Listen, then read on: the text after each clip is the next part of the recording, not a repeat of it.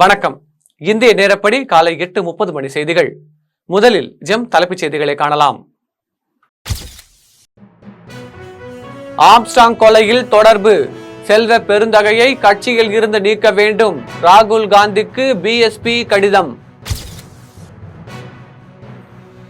அரவிந்த் கெஜ்ரிவால் ராஜினாமா, டெல்லியில் புதிய முதலமைச்சராக நாளை பதவியேற்கிறார் அதிஷி. யுபிஎஸ்சி மெயின் தேர்வு இன்று தொடக்கம். தமிழகத்தில் சென்னை மையத்தில் 650 பேர் பங்கேற்பு. கோயம்பேடு பேருந்து நிலையத்தில் தூங்கிக் கொண்டிருந்தவர்கள் மீது போலீசார் தாக்குதல், 50க்கும் மேற்பட்டோர் சாலை மறியல். பாஸ்போர்ட் இணையதள சேவை 2 நாட்கள் நிறுத்தம், சென்னை மண்டல பாஸ்போர்ட் அலுவலகம் அறிவிப்பு. இலங்கையில் நாளை அதிபர் தேர்தல், வாக்குப்பதிவு ஏற்பாடுகள் தீவிரம். இனி விரிவான செய்திகளை காணலாம். செல்வ பெருந்தகையை பதவி நீக்கம் செய்ய கோரி காங்கிரஸ் தலைவர் ராகுல் காந்திக்கு தமிழ்நாடு பகுஜன் சமாஜ் கட்சியின் பொதுச் செயலாளர் ஜெய்சங்கர் கடிதம் எழுதியுள்ளார். பகுஜன் சமாஜ் கட்சியின் தமிழ்நாடு மாநில தலைவர் ஆம்ஸ்ட்ராங் மிக கொடூரமாக வெட்டி கொலை செய்யப்பட்ட சம்பவம் தொடர்பாக இதுவரை 20க்கும் மேற்பட்டோரை போலீசார் கைது செய்தனர். மேலும் ஆம்ஸ்ட்ராங் கொலை சம்பவத்தில் பல்வேறு அரசியல் கட்சி பிரமுகர்களுக்கு தொடர்பு இருப்பதாக பகீர் தகவல்கள் வெளியாகின. இந்த நிலையில் ஆம்ஸ்ட்ராங் கொலை வழக்கில் தமிழக காங்கிரஸ் தலைவர் செல்வ பெருந்தகைக்கு தொடர்பு உள்ளது என்று மக்களவை எதிர்க்கட்சி தலைவர் ராகுல் காந்திக்கு பகுஜன் சமாஜ் கட்சியின் மாநில பொதுச் செயலாளர் ஜெய்சங்கர் கடிதம் எழுதியிருக்கிறார். இந்த கடிதத்தில் தமிழக காங்கிரஸ் தலைவர் பதவியில் இருந்து செல்வ பெருந்தகையை நீக்க வேண்டும் என்றும் அவரை கட்சியில் இருந்து நீக்கினால்தான் மக்கள் மத்தியில் காங்கிரஸ் நிலைத்து இருக்கும் என்றும் அந்த கடிதத்தில் தெரிவித்துள்ளார். டெல்லி புதிய முதலமைச்சராக அதிஷி நாளை பதவியேற்கிறார். டெல்லி முதலமைச்சராக இருந்த அரவிந்த் கெஜ்ரிவால் ராஜினாமா செய்ததால் புதிய முதலமைச்சராக பெண் அமைச்சர் அதிஷியை ஆம் ஆத்மி கட்சியினர் தேர்வு செய்தனர். புதிய முதலமைச்சர் தொடர்பான கோப்புகளை கவர்னர் வி.கே. சக்சேனா நேற்று முன்தினம் ஜனாதிபதிக்கு அனுப்பி வைத்தார். இந்த நிலையில் நாளை பதவியேற்பு விழாவை நடத்த ஆம் ஆத்மி முன்மொழிந்துள்ளது. ஜனாதிபதிக்கு கவர்னர் மூலம் அது பரிந்துரைக்கப்பட்டது. அதன்படி நாளை பதவியேற்பு விழா நடைபெறவுள்ளது. பதவியேற்புக்கு பிறகு 26 மற்றும் 27ஆம் தேதிகளில் சட்டசபை சிறப்பு கூட்டம் நடைபெறும் என்றும் அதில் தனது ஆட்சி பெரும்பான்மையை அதிஷி நிரூபிப்பார் என்றும் கூறப்பட்டுள்ளது. யுபிஎஸ்சி மெயின் தேர்வு இன்று தொடங்கும் நிலையில் தமிழகத்தில் சென்னையில் மட்டுமே இந்த தேர்வு நடைபெறுகிறது. 2024ஆம் ஆண்டுக்கான மத்திய அரசு பணியாளர் தேர்வாணையத்தின் யுபிஎஸ்சி சிவில் சர்வீஸ் பணிகளுக்கான தேர்வு இன்று தொடங்குகிறது. தமிழகத்தில் சென்னை உட்பட நாடு முழுவதும் 24 நகரங்களில் இத்தேர்வு நடைபெறுகிறது. இதில் தமிழகத்தில் இருந்து 650 பேர் என மொத்தம் 14,627 பேர் தேர்வாகியுள்ளனர். தேர்வின் முதல் நாளில் காலை 9 மணி முதல் மதியம் 12 வரை கட்டுரைத்தாள் தேர்வு நடைபெறுகிறது. தொடர்ந்து 5 நாட்கள் நடைபெறும் தேர்வு தமிழகத்தில் சென்னையில் மட்டுமே நடைபெறுகிறது என்பது குறிப்பிடத்தக்கது. இலங்கையில் நாளை அதிபர் தேர்தல் நடைபெறவுள்ள நிலையில் அதற்கான ஏற்பாடுகள் தீவிரமாக நடைபெற்று வருகிறது. இலங்கையில் நாளை அதிபர் தேர்தல் நடைபெறவுள்ளது. நாடு முழுவதும் இதற்கான பிரச்சாரத்தில் அதிபர் வேட்பாளர்கள் ஈடுபட்டு வந்ததை அடுத்து நேற்று முன்தினம் பிரச்சாரம் ஓய்வு பெற்றது. இதற்கான ஏற்பாடுகள் தீவிரமாக நடைபெற்று வருகிறது. இந்த தேர்தலில் தற்போதைய அதிபர் ரணில் விக்ரமசிங்கே சுயேட்சையாக போட்டியிடுகிறார்.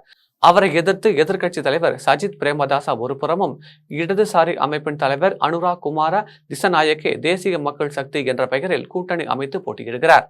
இதனால் அங்கு மும்முனை போட்டி நிலவுகிறது. மேலும் இந்த தேர்தலில் போட்டியிடும் முன்னாள் அதிபர் ராஜபக்சேவின் மகன் நமல் ராஜபக்சேவுக்கு பெரிய அளவில் ஆதரவு காணப்படவில்லை என தகவல்கள் தெரிவிக்கின்றன. தமிழக பாஜக மாநில தலைவர் அண்ணாமலை தமிழகம் வரும் வரை பாஜக சார்பில் பெரிய நிகழ்ச்சிகள் ஏதும் நடத்தப்படாது என தமிழிசை சவுந்தரராஜன் தெரிவித்துள்ளார். கோவையில் பல்வேறு நிகழ்ச்சிகளில் பங்கேற்பதற்காக புதுச்சேரி முன்னாள் ஆளுநர் தமிழிசை சவுந்தரராஜன் விமானம் மூலம் கோவை வந்தடைந்தார். அப்போது செய்தியாளர்களை சந்தித்த தமிழிசை சவுந்தரராஜன் பேசுகையில் ஒரே நாடு ஒரே தேர்தல் திட்டத்துக்கு மத்திய அமைச்சரவை ஒப்புதல் கொடுத்துள்ளதாகவும் இது நல்ல திட்டம், மக்களுக்கான திட்டம் என்றும் ஒரே நாடு ஒரே தேர்தல் வரவேற்கக்கூடியது என்றும் தெரிவித்துள்ளார். மேலும் தமிழக பாஜக மாநில தலைவர் அண்ணாமலை லண்டன் சென்றுள்ள நிலையில் 2 மாத காலத்திற்கு தமிழக பாஜக சார்பில் பெரிய நிகழ்ச்சிகள் ஏதும் நடத்த வேண்டாம் என்றும் உறுப்பினர் சேர்க்கையில் ஆர்வம் செலுத்துங்கள் என கட்சி மேலிடம் கூறியுள்ளதாக முன்னாள் ஆளுநர் தமிழிசை சவுந்தரராஜன் தெரிவித்துள்ளார். ஒரே நாடு ஒரே தேர்தல் இந்த ஒரு மாபெரும் முயற்சிக்கு மத்திய அமைச்சரவை ஒப்புதல் கொடுத்திருக்கிறது. இது மிக நல்ல திட்டம்.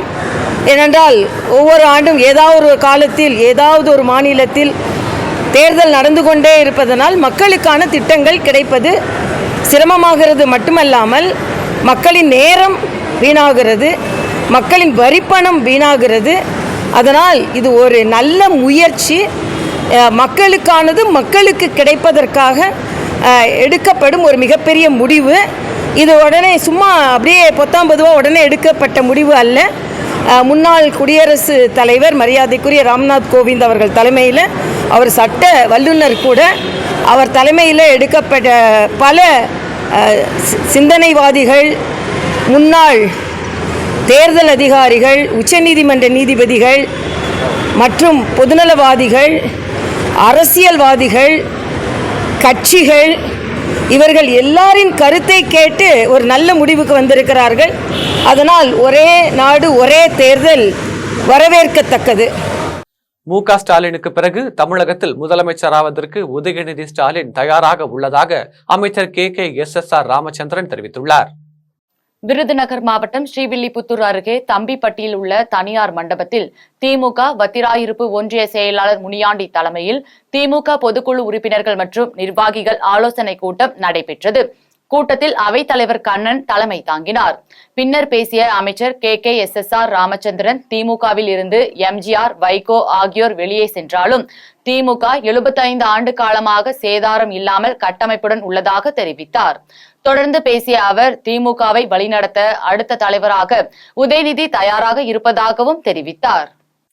கோவையில் நடைபெற்ற மாநில அளவிலான வனத்துறை விளையாட்டுப் போட்டிகளை அமைச்சர் மதிவேந்தன் துவக்கி வைத்தார். கோவை மேட்டுப்பாளையம் சாலையில் அமைந்துள்ள வனக்கல்லூரியில் 27வது மாநில அளவிலான வனத்துறை விளையாட்டுப் போட்டிகள் 2 நாட்களாக நடைபெற்று வருகிறது. இந்த போட்டிகளை தமிழ்நாடு வனத்துறை அமைச்சர் மதிவேந்தன் துவக்கி வைத்தார். இதையடுத்து சிறப்புரையாற்றிய வனத்துறை அமைச்சர் மதிவேந்தன், விளையாட்டுத்துறை அமைச்சராக உதயநிதி ஸ்டாலின் பொறுப்பேற்ற பிறகு நம் மாநிலத்தில் விளையாட்டுக்கு அதிக முக்கியத்துவம் அளிக்கப்பட்டு வருவதாக தெரிவித்தார்.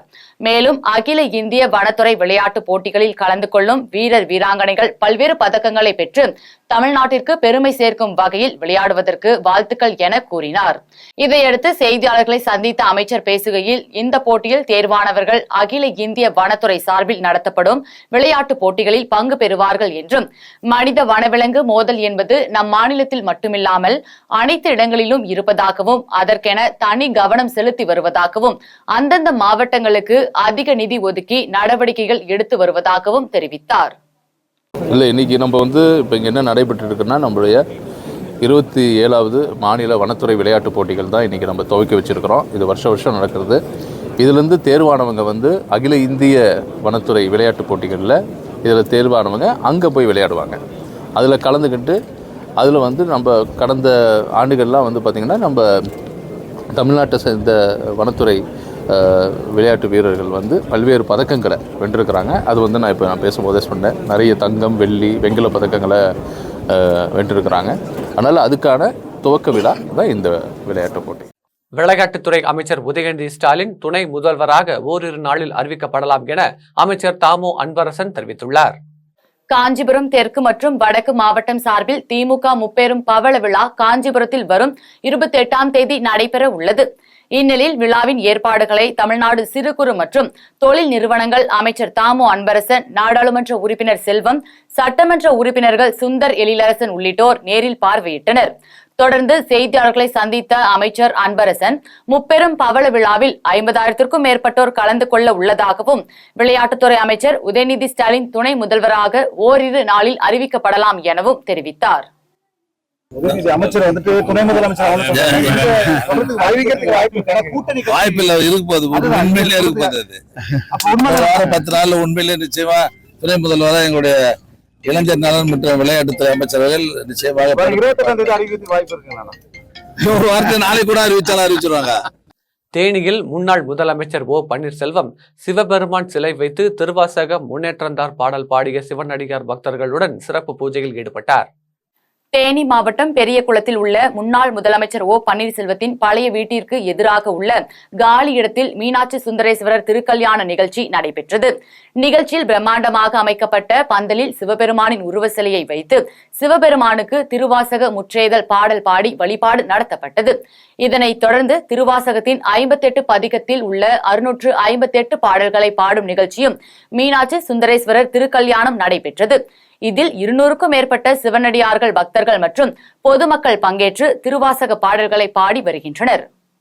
திருப்பத்தூர் அருகே பொம்மிக்குப்பம் பகுதியைச் சேர்ந்த 9 வயது பள்ளி சிறுவன் டெங்கு காய்ச்சலால் பாதிக்கப்பட்டு உயிரிழந்த சம்பவம் அப்பகுதியில் சோகத்தை ஏற்படுத்தியுள்ளது. திருப்பத்தூர் மாவட்டம் பொம்மிக்குப்பம் சின்ன மாரியம்மன் கோவில் தெருப்பகுதியை சேர்ந்த உதயகுமார், மணிமேகலை தம்பதியினருக்கு கவியரசு என்ற மகனும் சொல்மதி என்ற மகளும் உள்ளனர்.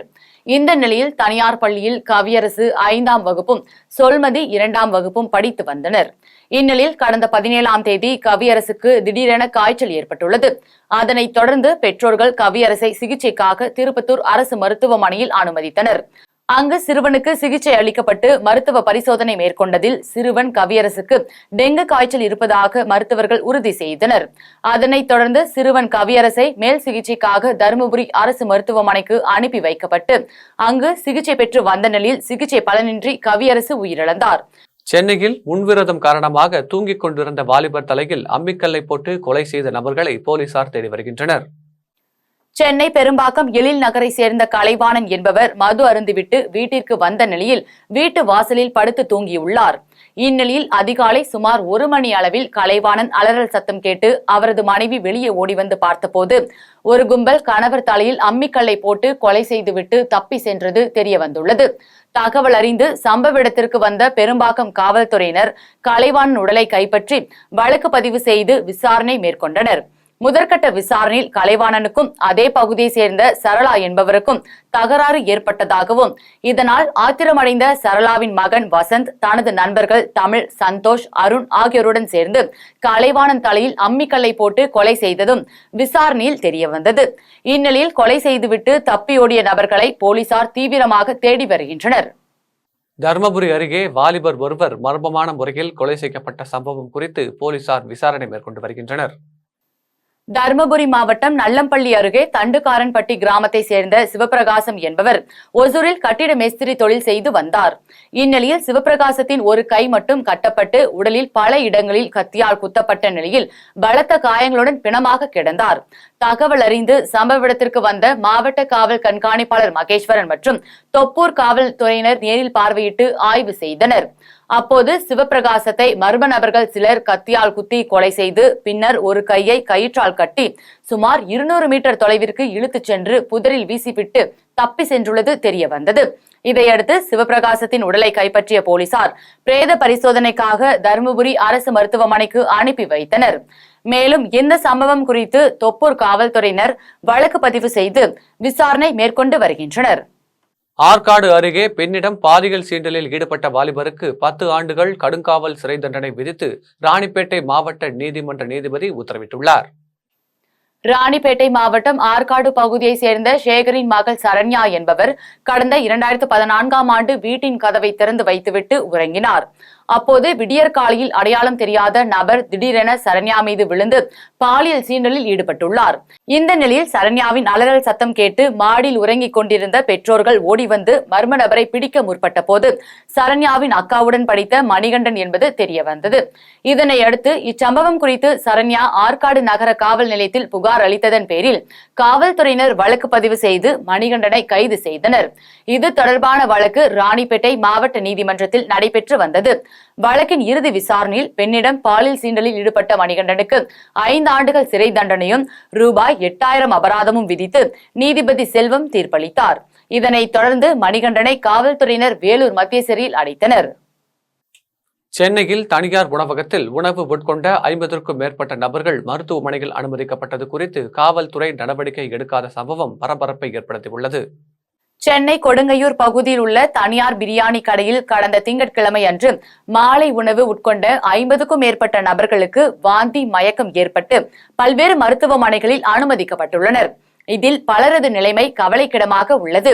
இந்நிலையில் சென்னை P6 கொடுங்கையூர் காவல்துறை இது குறித்து நடவடிக்கை எடுக்காமல் 3 நாட்களாக காலம் தாழ்த்தி வருவதாகவும், மேலும் உணவகம் சார்பாக ஊடக நிருபர்களுக்கு 10,000 முதல் 25,000 வரை பைசல் செய்யப்பட்டுள்ளதாகவும் தகவல் கிடைத்துள்ளது.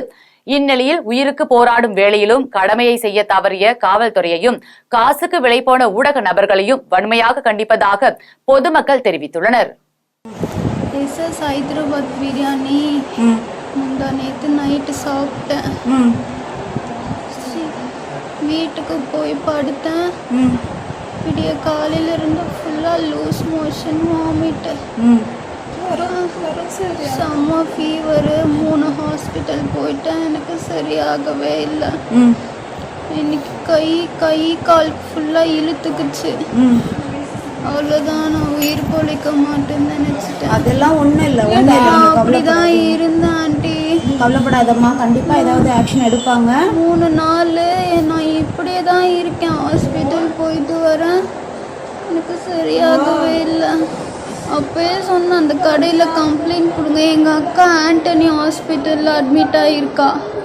நானும் அவ்வளோ ஒன்றா தான் சாப்பிட்டோம். மாதவரத்தில் இருக்கேன். ஆமாம், அந்த ஹாஸ்பிட்டல் தான். பேருமா? ஷாலினி. உங்கள் வயசு என்னம்மா? 21, அவளுக்கு 24. 24ஆ? நீங்கள் எந்த ஏரியாவில் இருக்கீங்க? நான் அங்கே தான் ஏற்கஞ்சேரியில் இருக்கேன். சரிடாம்மா, நீங்கள் கவலைப்படாதீங்க. இது கண்டிப்பாக நம்ம ஆக்ஷன் எடுக்கலாம், சரிங்களா? நாங்கள் தாமரை சேனல்லேருந்து வந்திருக்கோம். கண்டிப்பாக இதுக்கான ஆக்ஷன் நாங்கள் சீக்கிரமே எடுக்கிறோம்.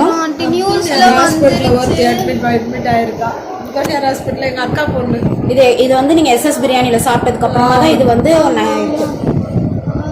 கவலைப்படாதீங்க. இதுக்கு சீக்கிரமே ஏதாவது நடவடிக்கை நாங்கள் எடுக்க சொல்லுவோம், சரிங்களா? மதுராந்தகம் அருகே உள்ள கிராமத்தின் குடிசை வீட்டில் திடீர் தீ விபத்து ஏற்பட்டதால் பரபரப்பு ஏற்பட்டது. செங்கல்பட்டு மாவட்டம் மதுராந்தகம் அருகே உள்ள நேத்தப்பாக்கம் கிராமத்தில் யசோதா முத்துக்குமார் தனது குடும்பத்துடன் வசித்து வந்துள்ளார். இவர்கள் கடந்த சில ஆண்டுகளாக குடிசை வீட்டில் வசித்து வரும் நிலையில் திடீரென ஏற்பட்ட மின்கசிவு காரணமாக குடிசை வீடு எரிந்து சேதமடைந்தது. இதனை அறிந்த மதுராந்தகம் சட்டமன்ற உறுப்பினர் மரகதம் குமரவேல், தெற்கு ஒன்றிய கழக செயலாளர் முதுகரை கார்த்திகேயன் ஆகியோர் பாதிக்கப்பட்ட குடும்பத்தை நேரில் சந்தித்து ஆறுதல் கூறி அரிசி, மளிகை பொருட்கள் உட்பட வீடு கட்டுவதற்கான நிவாரண உதவிகளை வழங்கினர். இதில் அதிமுக நிர்வாகிகள் உள்ளிட்ட பலர் கலந்து கொண்டனர். ஆரணியில் நாடாளுமன்ற உறுப்பினர் தரணிவேந்தன் தலைமையில் சாலை விரிவாக்க பணியின் தொடக்க விழா நடைபெற்றது. திருவண்ணாமலை மாவட்டம் ஆரணி ஆற்காடு நெடுஞ்சாலை அருகே மாவட்ட ஊரக வளர்ச்சி முகமை திட்டத்தில் 5,40,00,000 மதிப்பீட்டில் சாலை விரிவாக்க பணி நடைபெற உள்ளது. இந்நிலையில் ஆரணி நாடாளுமன்ற உறுப்பினர் தரணிவேந்தன் தலைமையில் சாலை விரிவாக்க பணியின் தொடக்க விழா நடைபெற்றது. விழாவில் முன்னாள் முதலமைச்சர் கலைஞரின் திருவுருவ படத்திற்கு மலர் தூவி மரியாதை செலுத்தப்பட்ட பின் சாலை விரிவாக்கத்திற்கான பணியினை நாடாளுமன்ற உறுப்பினர் தரணிவேந்தன் பூமி பூஜை போட்டு தொடங்கி வைத்தார். இதில் ஒன்றிய கவுன்சிலர் தண்டபாணி, திமுக கட்சி நிர்வாகிகள் மற்றும் அரசு அதிகாரிகள் உட்பட பலர் பங்கேற்றனர். திருவள்ளூர் அருகே ஊராட்சி மன்ற தலைவர் சுதாகர் தலைமையில் இலவச கண் பரிசோதனை முகாம் நடைபெற்றது. திருவள்ளூர் மாவட்டம் அலிஞ்சிவாக்கம் ஊராட்சியில் தனியார் மருத்துவமனை மருத்துவக் கல்லூரி இணைந்து நடத்தும் இலவச கண் மற்றும் பல் பரிசோதனை முகாம் ஊராட்சி மன்ற தலைவர் சுதாகர் தலைமையில் நடைபெற்றது. இதில் சிறப்பு அழைப்பாளராக செங்குன்றம் பகுதி இயக்குநர் எட்வர்ட் மார்டின், பொருளாளர் ஜெரோமியா ஜெய்சிங் ஆகியோர் கலந்து கொண்டு முகாமை துவக்கி வைத்து சிறப்புரையாற்றினர். இந்த முகாமில் பல் மருத்துவர் கிருஷ்ணா பிரகாஷ், கண் மருத்துவர் அனிதா ஆகியோர் தலைமையில் கொண்ட 9க்கும் மேற்பட்ட மருத்துவர்கள் மற்றும் செவிலியர்கள் கலந்து கொண்டு 150க்கும் மேற்பட்ட கிராம மக்களுக்கு பல் சுத்தம் செய்தல், கண் சம்பந்தமான பல்வேறு பரிசோதனைகளை செய்து மூக்கு கண்ணாடி மற்றும் கண் சொட்டு மருந்துகளை இலவசமாக வழங்கினர். இதில் ஏராளமான பொதுமக்கள் கலந்து கொண்டு பயனடைந்தனர். விளம்பர இடைவேளைக்கு பிறகு ஜெம் செய்திகள் தொடரும். சென்னை புழுதிவாக்கத்தில் நடைபெற்ற மண்டல குழு கூட்டத்தில் பல்வேறு தீர்மானங்கள் நிறைவேற்றப்பட்டது. சென்னை புழுதிவாக்கத்தில் சென்னை பெருநகர மாநகராட்சி மண்டலம் 14 மண்டல குழு கூட்டம் மண்டல குழு தலைவர் ரவிச்சந்திரன் தலைமையில் நடைபெற்றது.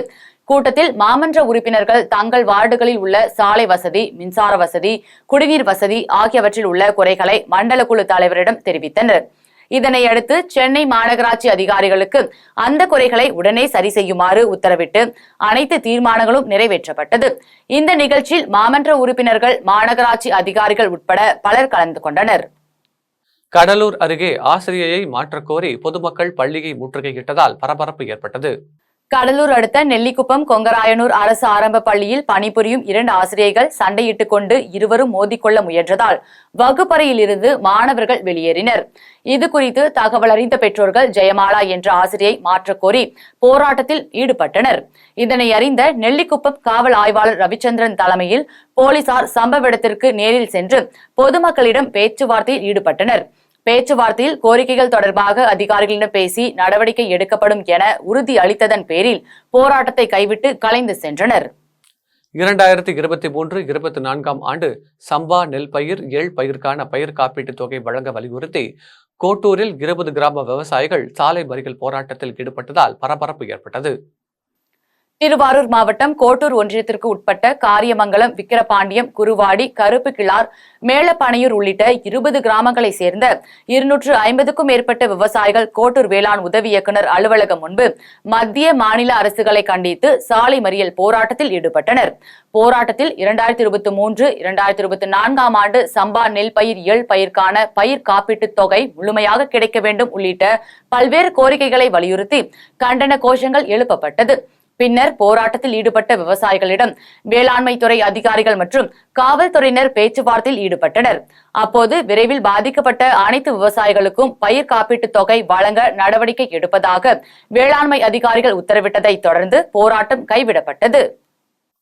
திருத்துறைப்பூண்டியில் தமிழ்நாடு அரசின் நடவடிக்கையை வன்மையாக கண்டித்து அக்டோபர் 8ஆம் தேதி உண்ணாவிரத போராட்டத்தில் ஈடுபடுவதாக தமிழ்நாடு அனைத்து விவசாயிகள் சங்கங்களின் ஒருங்கிணைப்பு குழு தலைவர் அறிவித்துள்ளார். திருவாரூர் மாவட்டம் திருத்துறைப்பூண்டி வட்டம் கொர்க்கை அரசு கால்நடை பண்ணையில் தமிழ்நாடு அனைத்து விவசாயிகள் சங்கங்களின் ஒருங்கிணைப்பு குழு தலைவர் பாண்டியன் திருத்துறைப்பூண்டி அருகே கொர்க்கை கால்நடை பண்ணையை நேரில் பார்வையிட்டு விவசாயிகளிடம் கருத்துக்களை கேட்டறிந்தார். இதையடுத்து செய்தியாளர்களை சந்தித்த பாண்டியன் பேசுகையில், திருத்துறைப்பூண்டி கொர்க்கை கால்நடை பண்ணையை சிப்காட்டாக மாற்றும் தமிழ்நாடு அரசின் நடவடிக்கை வன்மையாக கண்டிக்கிறோம் என்றும், சிப்காட் அமைப்பதை கைவிட்டு திமுக அரசு கால்நடை மருத்துவக் கல்லூரியும் ஆராய்ச்சி மையத்தையும் உருவாக்கி உலகளாவிய அளவில் நாட்டின் பசுக்கள் விழிப்புணர்வை உருவாக்குவதற்கும் பசு வளர்ப்பை ஊக்கப்படுத்துவதற்கும் முன்வர வேண்டும் என்பதை வலியுறுத்தி அக்டோபர் 8 திருத்துறைப்பூண்டியில் உண்ணாவிரத போராட்டத்தில் ஈடுபட போவதாகவும் தெரிவித்துள்ளார். இன்றைக்கு தமிழ்நாடு அரசு சிப்காட் அமைக்கிறோம் என்கிற பெயரில் இந்த கொர்க்கை கால்நடை பண்ணைக்கு சொந்தமாக இருக்கிற 496 ஏக்கர் விளைநிலங்களை அபகரிப்பதற்கான நடவடிக்கையில் ஈடுபட்டிருக்கிறது. முதல் கட்டமாக 100 ஏக்கரை கையகப்படுத்துவதாக தற்போது மாவட்ட நிர்வாகம் சிப்காட்டிற்காக தமிழ்நாடு அரசுக்கு பரிந்துரைத்திருப்பதற்காக வந்திருக்கிற செய்தி அதிர்ச்சி அளிக்கிறது. இது வன்மையாக கண்டிக்கத்தக்கது. உடனடியாக சிப்காட் அமைக்கிறதற்கு இந்த நிலங்கள் கையகப்படுத்துவதை தமிழ்நாடு முதலமைச்சர் தலையிட்டு தடுத்து நிறுத்த வேண்டும். இது ஏற்கனவே 2021ஆம் ஆண்டு சட்டமன்ற தேர்தலில் திமுக தனது தேர்தல் அறிக்கையில் கொர்க்கை உம்பளச்சேரி வகை மாட்டினத்தை ஊக்கப்படுத்துகிற வகையில் ஆராய்ச்சி பண்ணையும் கால்நடை மருத்துவக் கல்லூரியும் இணைந்து ஏற்படுத்தப்படும் என்று அறிவிப்பு செய்துவிட்டு இன்றைக்கு அதனை சிப்காட்டுக்காக இந்த பண்ணையையே அபகரிக்க நினைப்பது வன்மையாக கண்டிக்கத்தக்கது. வருகிற அக்டோபர் 8ஆம் தேதி திருத்துறைப்பூண்டி வட்டாட்சியர் அலுவலகம் முன்னால் மாபெரும் உண்ணாவிரத போராட்டத்தை நடத்த இருக்கிறோம். பாராலிம்பிக் உயரம் தாண்டுதல் போட்டியில் பதக்கம் வென்ற மாரிகப்பன் தங்கவேலுக்கு சொந்த ஊரில் உற்சாக வரவேற்பு அளிக்கப்பட்டது. பாரா ஒலிம்பிக் உயரம் தாண்டுதலில் 3வது முறையாக பதக்கம் வென்று சொந்த ஊர் திரும்பிய மாரியப்பனுக்கு தீவட்டிப்பட்டி பகுதியில் சேலம் மாவட்ட ஆட்சித்தலைவர் பிருந்தாதேவி மலர்கொத்து கொடுத்து வரவேற்றார். இதனையடுத்து தீவட்டிப்பட்டி முதல் பெரிய வடக்கம்பட்டி வரை திறந்தவெளி வாகனத்தில் சென்ற மாரியப்பனுக்கு ஊர் மக்கள் கையசைத்து வாழ்த்து தெரிவித்தனர். பின்னர் பேசிய மாரியப்பன் அடுத்தடுத்த போட்டிகளில் தங்கப்பதக்கம் வெல்வதே இலக்கு என்றும், உடல்நிலை மற்றும் தட்பவெப்பநிலை காரணமாக இந்த முறை தங்கம் வெல்லும் வாய்ப்பை இழந்ததாகவும் தெரிவித்தார். லாஸ்ட் 2 ஒலிம்பிக்ஸ் எனக்கு கொஞ்சம் இதாக இந்த ஒலிம்பிக்ஸில் பாரிஸில் ரொம்ப ஈஸியாக இருந்தது. ஆனால் எனக்கு லாஸ்ட் மூமெண்ட்டில் ஃபீவர் வந்துருச்சு. அப்புறம் கிளைமேட் எனக்கு ரொம்ப செட் ஆகலை. அதனால் கோல்டு மிஸ் பண்ணிட்டேன். அதனால் பிரான்ஸ் ஆயிடுச்சு. கண்டிப்பாக நெக்ஸ்ட் டைம் இந்த மாதிரி நடக்காது. கண்டிப்பாக கோல்டு அடிச்சுட்டு வருவேன். புதுச்சேரியில் புதிய MS கிரேடிங் அமைக்கும் பணியினை சட்டமன்ற உறுப்பினர் சம்பத் பூமி பூஜை செய்து துவக்கி வைத்தார். புதுச்சேரி அரசு பொதுப்பணித்துறை நீர்ப்பாசன கோட்டம் சார்பில் முதலியார்பேட்டை தொகுதி நயினார் மண்டபம் தென்னசாலை ரோட்டில் அமைந்துள்ள கழிவுநீர் வாய்க்காலில் MS கிரேட்டிங் அமைக்கும் பணிக்கான பூமி பூஜை நிகழ்ச்சி நடைபெற்றது. இதில் சிறப்பு விருந்தினராக முதலியார்பேட்டை தொகுதி சட்டமன்ற உறுப்பினர் சம்பத் கலந்து கொண்டு பணிகளை பூமி பூஜை செய்து துவக்கி வைத்தார். இதில் புதுச்சேரி பொதுப்பணித்துறை நீர்ப்பாசன கோட்டம் செயற்பொறியாளர் ராதாகிருஷ்ணன், உதவி பொறியாளர் மதிவாணன், இளநிலை பொறியாளர் சங்கர் மற்றும் ஊர் பொதுமக்கள் பலர் கலந்து கொண்டனர். செங்கல்பட்டு அருகே விடுதலை சிறுத்தைகள் கட்சியினரால் மாவீரன் இரட்டைமலை சீனிவாசனின் நினைவு தினம் அனுசரிக்கப்பட்டது. செங்கல்பட்டு மாவட்டம் மதுராந்தகம் அடுத்த கோழியாளம் கிராமத்தில் ஒடுக்கப்பட்ட மக்களுக்காக வட்டமேசை மாநாட்டில் குரல் கொடுத்தவரும் வழக்கறிஞருமான திவான் பகதூர் இரட்டைமலை சீனிவாசனின் 79ஆம் ஆண்டு நினைவு தினம் அனுசரிக்கப்பட்டது. இதையடுத்து ஒன்றிய செயலாளர் தயாநிதி தலைமையில் இரட்டைமலை சீனிவாசன் பிறந்த ஊரான கோழியாளம் கிராமத்தில் உள்ள மணிமண்டபத்தில் வைக்கப்பட்டிருந்த அவரின் திருவுருவ சிலைக்கு மாலை அணிவித்தும் அவரது நினைவு தூணுக்கு மலர் வளையம் வைத்தும் வீர வணக்கம் செலுத்தப்பட்டது. இதில் அப்பகுதி கிராம மக்கள் உட்பட ஏராளமானோர் கலந்து கொண்டு அஞ்சலி செலுத்தினர். கொடைக்கானலில் தடுப்பு சுவரின்றி ஆபத்தான நிலையில் உள்ள பாலத்தை சரி செய்வது குறித்து நடவடிக்கை எடுக்க வேண்டும் என அதிகாரிகளுக்கு பொதுமக்கள் கோரிக்கை விடுத்துள்ளனர். திண்டுக்கல் மாவட்டம் கொடைக்கானல் நகராட்சிக்கு உட்பட்ட 24வது வார்டு பகுதியில் அரசு பள்ளி, தனியார் கல்லூரி ஆகியவற்றிற்கு செல்லும் வழியில் அமைந்துள்ள பாலம் தடுப்பு சுவரின்றி அந்தரத்தில் தொங்கிய நிலையில் உள்ளது. இதனால் பல விபத்துகள் ஏற்படுவதாக வாகன ஓட்டிகள் மற்றும் சுற்றுலா பயணிகள் குற்றம் சாட்டியுள்ளனர். இந்நிலையில் அப்பகுதியில் உள்ள பழைய பாலத்தை சரி செய்யுமாறு பலமுறை கோரிக்கை விடுத்தும் அதிகாரிகள் கண்டுகொள்ளாததால் சம்பந்தப்பட்ட அதிகாரிகள் விரைவில் இதுகுறித்து நடவடிக்கை எடுக்க வேண்டும் என பொதுமக்கள் கோரிக்கை விடுத்துள்ளனர். விநாயகர் கோயில் அந்த இடத்துல அதிக போராட்டத்துக்கு மத்தியில் தான் அந்த பாலமே போட்டு கொடுத்தாங்க. ஆனால் இன்னுமே அதை தடுப்பு சுவர் அமைக்காமல் ஓப்பனாக தான் இருக்குது. அந்த இடத்துல போன வாரத்துலேயும் கூட ஒரு ஆக்சிடெண்ட் ஆயிடுச்சு. உயிர் சேதம் எதுவும் இல்லை, நல்ல வேலை. அதனால் அந்த அந்த இதில் சுற்றுப்புறத்தில் சுற்றுச்சுவர் அமைச்சு தரணும். அதே மாதிரி கொடைக்கானலில் செண்பகனூர்லேருந்து பிரகாசத்தை முடிக்க தடுப்பு சுவர் எந்த இடத்துலையுமே இல்லை.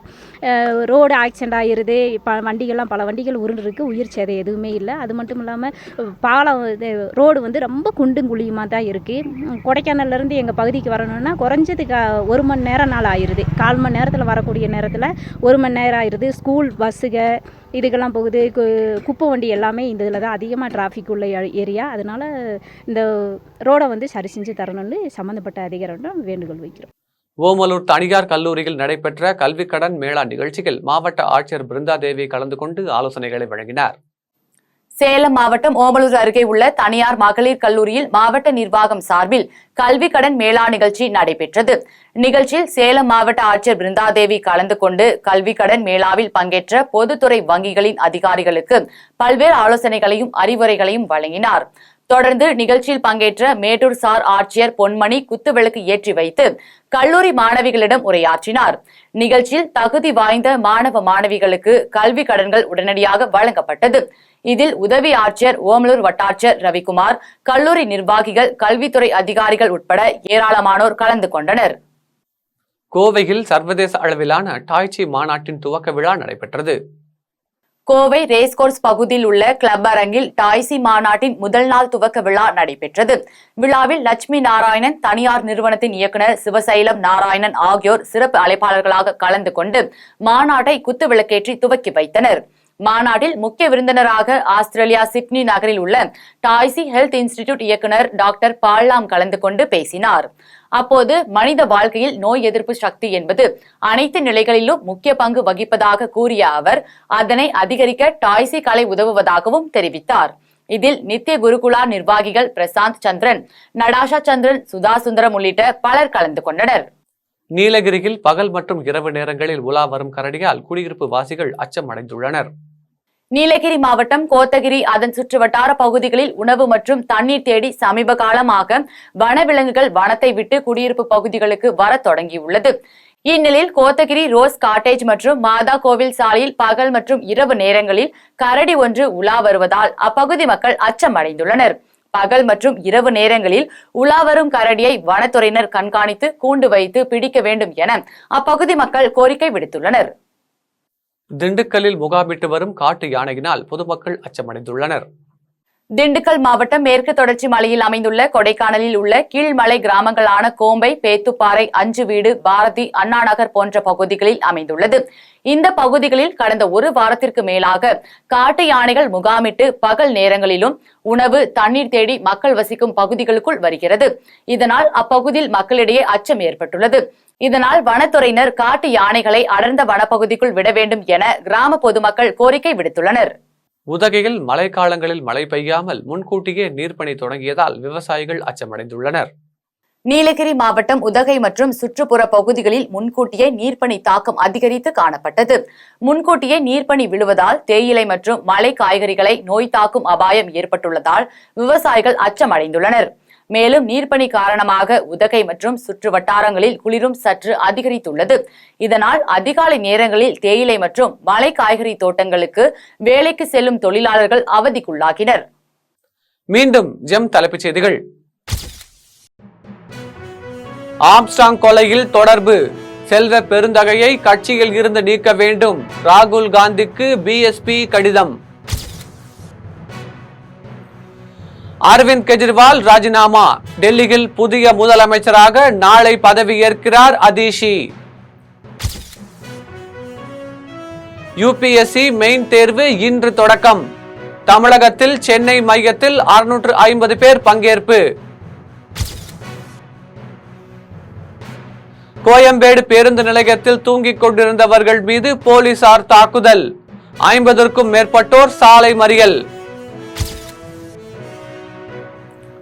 பாஸ்போர்ட் இணையதள சேவை 2 நாட்கள் நிறுத்தம், சென்னை மண்டல பாஸ்போர்ட் அலுவலகம் அறிவிப்பு. இலங்கையில் நாளை அதிபர் தேர்தல், வாக்குப்பதிவு ஏற்பாடுகள் தீவிரம். இத்துடன் ஜெம் செய்திகள் நிறைவடைகின்றன. மீண்டும் ஜெம் செய்திகள் மதியம் 1:30 மணிக்கு. உடனுக்குடன் செய்திகளை காண ஜெம் live.tv என்ற இணையதளத்தில் இணைந்திருங்கள். நன்றி, வணக்கம்.